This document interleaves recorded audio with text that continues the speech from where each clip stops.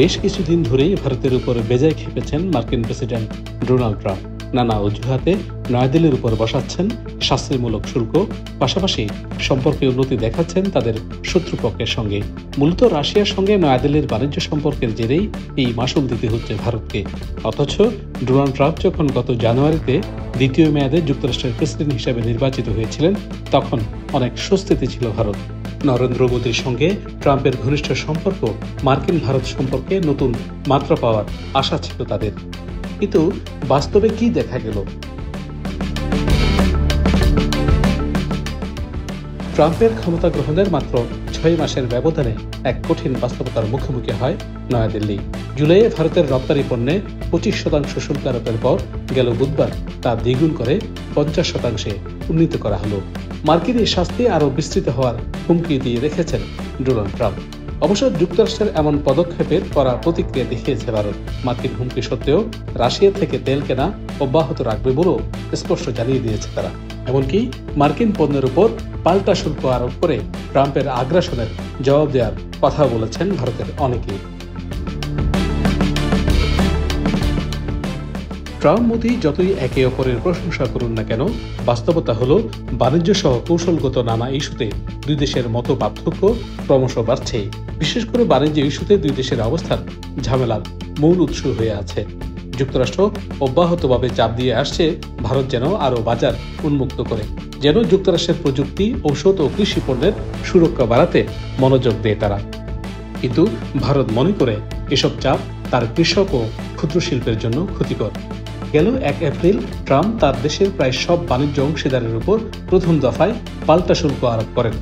তখন থেকে যুক্তরাষ্ট্র ও ভারতের কর্মকর্তারা একটি বাণিজ্য চুক্তিতে পৌঁছাতে আলোচনা চালাচ্ছিলেন, কিন্তু কোনো সমঝোতা না হলে ভারতের উপর শুল্কের চাপ দ্বিগুণ করে ট্রাম্প।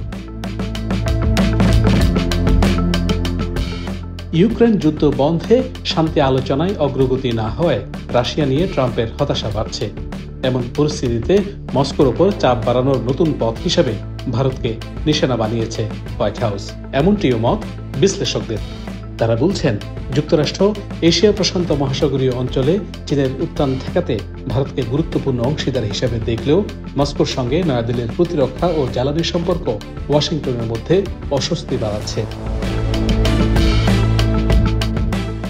একদিকে ভারতকে একের পর এক পদক্ষেপে কোণঠাসা করছেন ট্রাম্প, অন্যদিকে তাদের চিরশত্রু পাকিস্তানের সঙ্গে সম্পর্কের উষ্ণতা বাড়াচ্ছেন তিনি।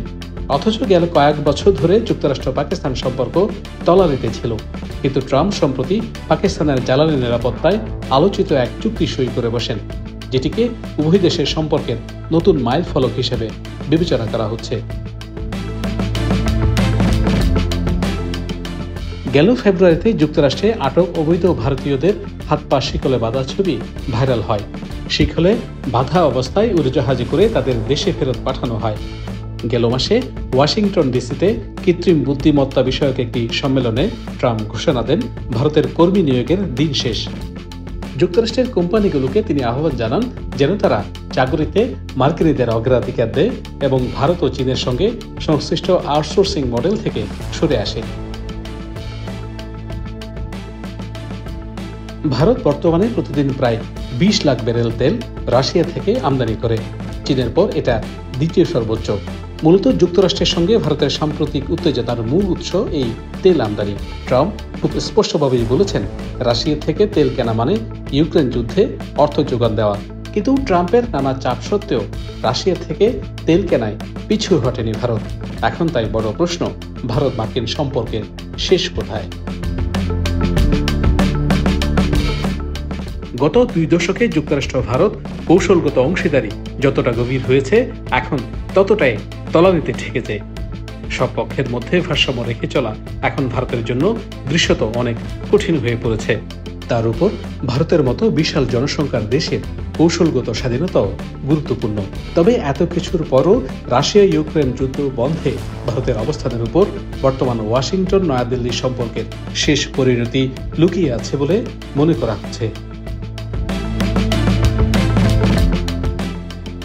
শাহনাজ রিটন, পতাকা নিউজ, বাংলাদেশ।